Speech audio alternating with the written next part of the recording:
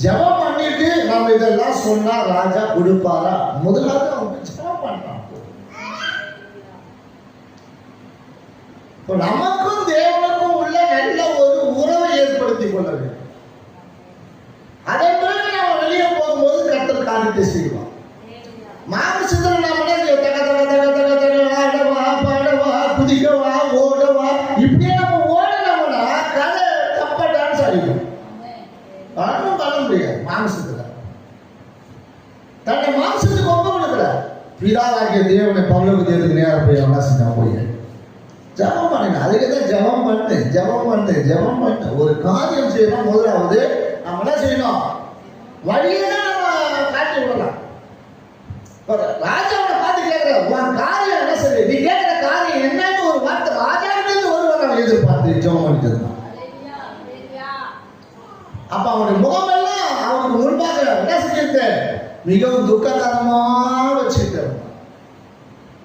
ராஜா அவனை பார்த்து கேட்கும் பொழுது உடனே பதில் சொல்லல. அவன் போய் என்ன செய்யறான்? போய் ஜெபம் பண்ண. அதே போலதான் நமக்கு ஒரு வாய்ப்பு வழிகளை கற்றுக் கொடுக்கும் போது, திறந்து கொடுக்கும் ஒரு நன்மை கிடைக்கும், ஒரு ஆசீர்வாதம் வரும்போது நாம வாய்ப்புகளை என்ன செய்யணும்? சரியா பயன்படுத்தணும். அதை பயன்படுத்தி நாம என்ன செய்யணும்? அதுக்காக ஜெபம் தான் செய்ய வேண்டும். அல்லேலூயா சொல்லுவோமா? அப்ப நம்ம ஜெபம் செய்யும் பொழுது தேவ சித்தத்தை அறிந்து கொண்டு நாம ஜெபம் பண்ணும் பொழுது தேவன் பரலோகத்திலிருந்து வாசல் வழிகளை திறந்த நன்மைகளை ஆசீர்வாதத்தை திறந்து கொடுப்பார். ஒரு தொழில் செய்யறோம்னா, ஒரு வியாபாரம் பண்றோம்னா, ஒரு வேலை செய்யறோம்னா அந்த ஸ்தலத்துல கூட இருக்கிறவன் எல்லாம் யாரா இருப்பான்? விசுவாசத்தான் இருப்பான். அல்லேலூயா. நான் பெரிய பரிசுத்தமா அப்படிங்கிறதுனால எனக்கு பிசாசு தொடாது இருக்காது. நான் பெரிய பரிசுத்தமா இருக்கிறதுனால பாவம் என்ன இருக்காது. நான் ஜெபிக்கிற ஒரு ஜெப வீரர் அப்படின்னு சொன்னாலும் என்னது பாவம் என்பது அது நம்மள தொடர்ந்து வந்துட்டே இருக்கிறது தான். பாவம் என்ன செய்யும்? தொடர்ந்து வந்துட்டே இருக்கும்.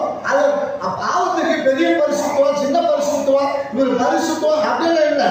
நாம கொஞ்சம் இடம் கொடுத்தோம்னா திருப்பி அது என்ன செய்யும்? அது வந்துடும். அதெல்லாம் கேட்டு பர்மிஷன் கேட்டே வராது.